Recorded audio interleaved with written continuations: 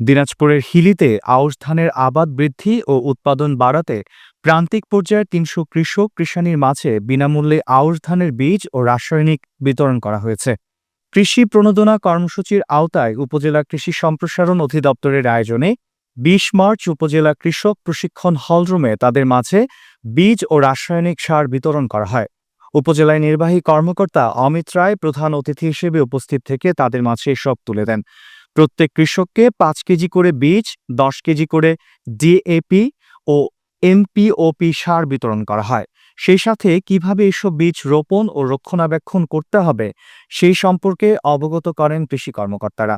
উপজেলা কৃষি কর্মকর্তা আর্চনা বেগমের সভাপতিত্বে এতে উপস্থিত ছিলেন উপজেলা প্রাণী সম্পদ অফিসের ভেটেরিনারি সার্জন ডাক্তার মোন্তাসির মামুন, উপসহকারী উদ্ভিদ সংরক্ষণ অফিসার মাহিবুর রহমান, হাকিমপুর প্রেসক্লাবের সভাপতি জাহিদুল ইসলাম সহ অনেকে।